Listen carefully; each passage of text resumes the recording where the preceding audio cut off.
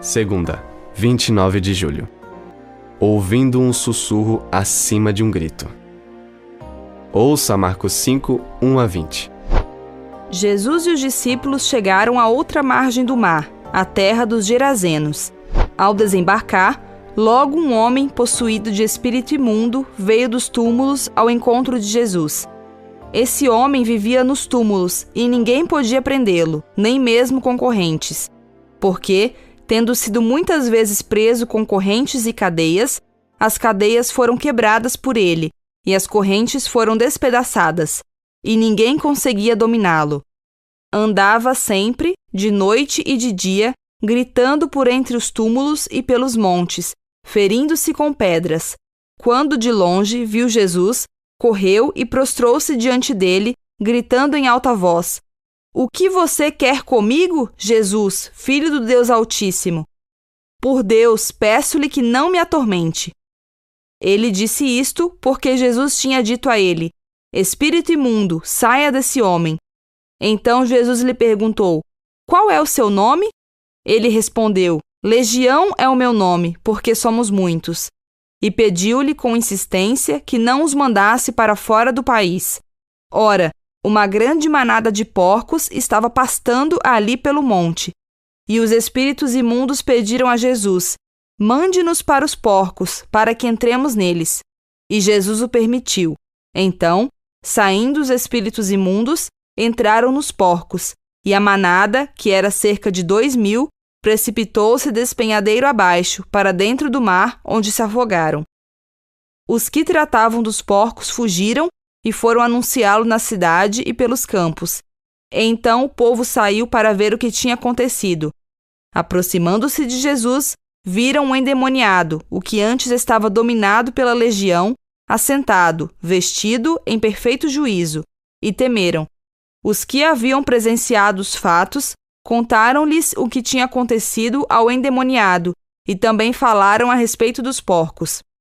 E começaram a pedir com insistência que Jesus se retirasse da terra deles. Quando Jesus estava entrando no barco, aquele que antes estava possuído pelos demônios pediu com insistência que Jesus o deixasse ficar com ele. Jesus, porém, não permitiu. Ao contrário, ordenou-lhe: "Vá para a sua casa, para os seus parentes, e conte-lhes tudo o que o Senhor fez por você e como teve compaixão de você."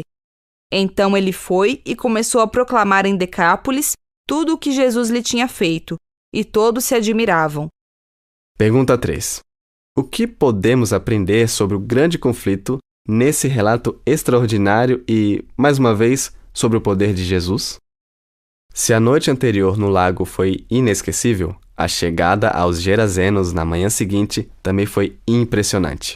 A história do endemoniado apresentada é comovente.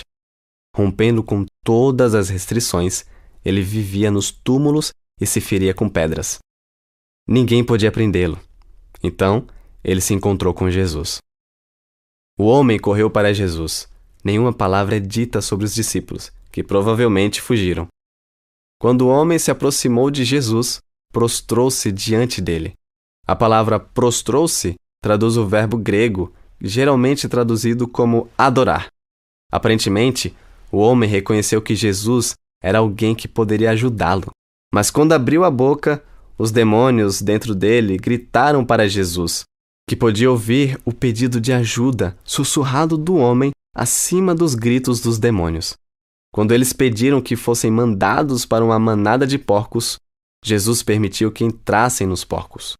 A manada, que era cerca de 2.000, desceu o precipício e se afogou. Foi um desastre financeiro para os proprietários.